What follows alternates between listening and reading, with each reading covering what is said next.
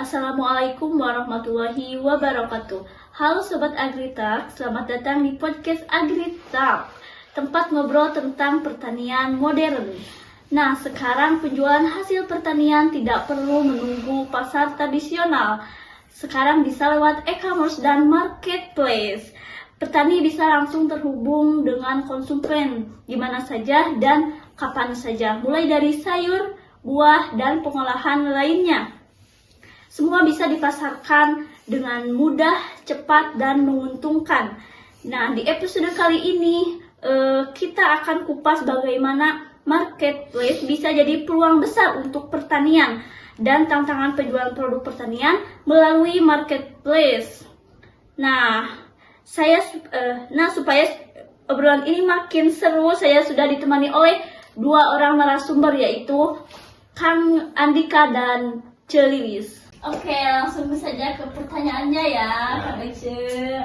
Menurut kalian, apa yang bikin marketplace pertanian seperti Sayurbox bisa punya prospek cerah gitu ke depannya?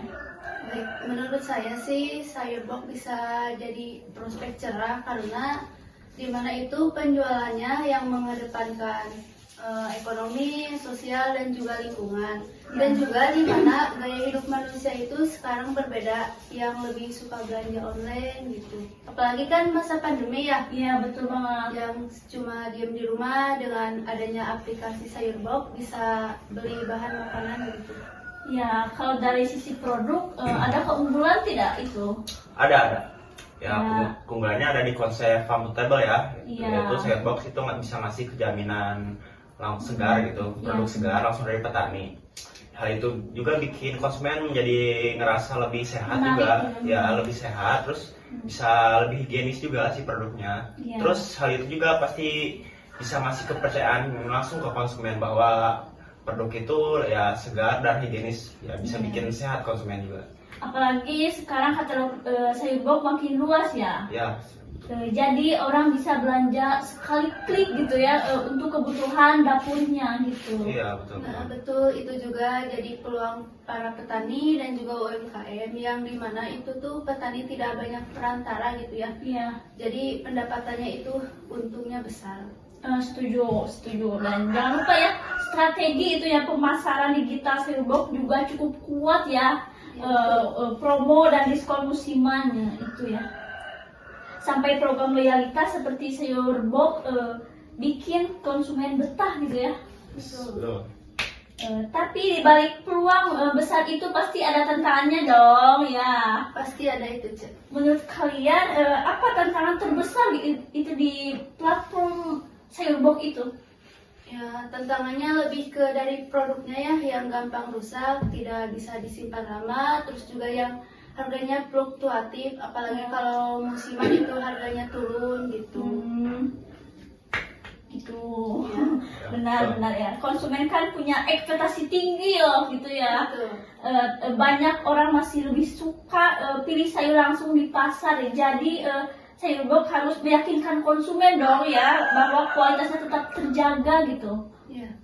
Dan dari pembeli juga ya, lebih ke ongkirnya gitu. Dimana kan kalau kita beli sayur itu kadang lebih besar ongkir daripada harga belinya, jadi itu tuh menjadi pertimbangan gitu buat para pembeli.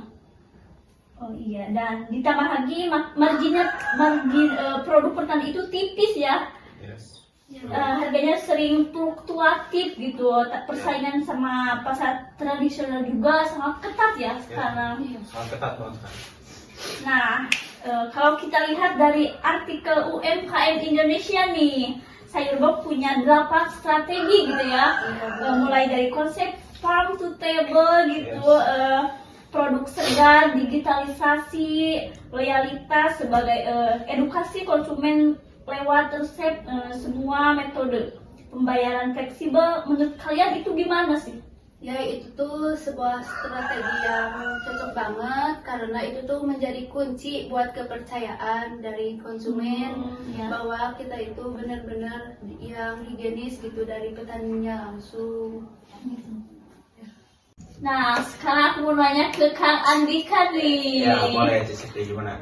Gimana sih cara penggunaan aplikasi Sayurbox itu gimana? Mau tahu dong? Ya, untuk penggunaan aplikasi Sayurbox itu ya kita harus download dulu aplikasinya ya. Ada di Play Store, ada App Store juga sudah ada ya. Iya.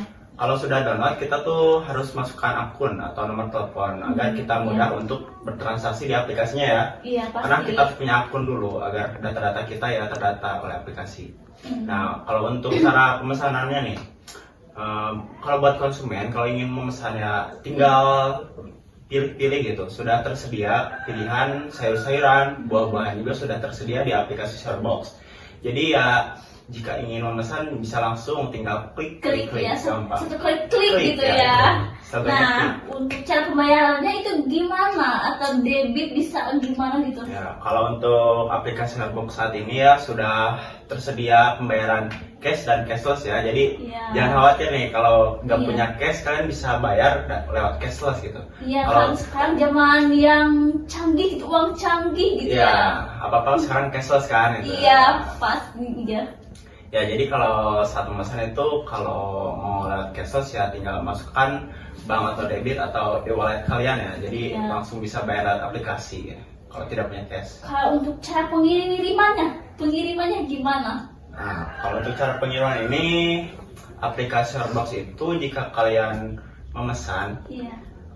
si sayur-sayuran atau buah-buahan yang kalian pesan itu bisa langsung dikirim dengan cepat ya. Jadi tidak perlu waktu lama nih. Iya. Karena kalau terlalu lama juga kualitas produknya kan bisa jadi kurang gitu ya. Jadi melayu Iya, gitu ya. layu atau bisa basi gitu di jalan. Jadi untuk pengirimannya itu cepat pokoknya. Iya. Habis kalian pesan bakal langsung dikirim gitu. Ya. Terus saya juga ingin menambahkan nih Iya, Sof. Gimana? soal manajemen stok ya. Tadi saya nambahin dari Iya. Celilis jawabannya. Kalau soal manajemen stok ini sangat penting ya untuk aplikasi Sayurbox. Karena kalau kelebihan barang produk juga kan itu bisa bikin rugi nih. Soalnya barang-barang di gudang tuh bisa rusak gitu, entah sama tikus atau apa ya. Kalau Bisa kelamaan, busuk ya gitu busuk ya. juga bisa kalau kelamaan disimpan. Tapi kalau kekurangan stok produk juga itu bisa bikin rugi karena kekurangan penjualan gitu, stok penjualan. Jadi kita tuh harus benar-benar menganalisa ya permintaan dari pasar konsumen, dari pembeli gitu. Iya. Jadi harus jago menganalisa permintaan stok produk dari konsumen. Kalau jadi jangan kelebihan, jangan kekurangan juga jangan ya. Iya, harus standar gitu ya. Betul. Terus aplikasi Sayurbox ini juga bisa menjadi contoh buat startup atau UMKM lain ya. Iya. Bahwa kalau ingin memesan tuh sudah canggih sekarang bisa lewat HP atau online gitu kan. Bayarnya juga gitu Iya, gampang lebih gitu ya. lebih simpel. Jadi ya kita mengikuti zaman juga kan itu sudah zaman canggih iya, ini bisa benar-benar. membeli sayur-sayur dan buah-buahan juga bisa lewat aplikasi sekarang. Iya. Ya pokoknya ini tuh Serba canggih gitu ya. canggih. Ini tuh bisa jadi contoh ya buat yang lain juga bahwa ya gitu bisa lewat aplikasi. Bisa buat diinspirasi gitu ya. Inspirasi, betul. Ya, terima kasih kepada Kang Andika dan Celilis sudah menyempatkan hadir gitu di tempat podcast ini. Ya, sama-sama. Makasih juga buat Ce Siti udah ngundang Iya. saya sama Ce Lilis buat datang ke podcast ini. Iya, Saya merasa senang buat bisa bagi informasi ya ke teman-teman tentang aplikasi Sayurbox ini. Ya, jadi terima kasih sudah mengundang ke podcast ini. Iya, sama-sama gitu ya. Terima kasih juga sudah berbagi cerita atau insight untuk hari ini. Iya, ya.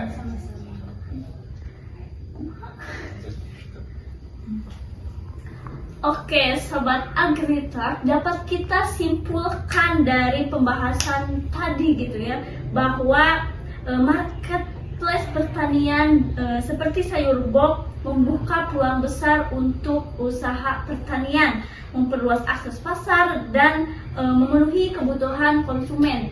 Tetapi di balik itu juga ada tantangan yang harus dihadapi oleh marketplace Sayurbox tersebut. Sampai jumpa di episode berikutnya dan jangan lupa untuk dukung produk lokal. Bye bye. Bye.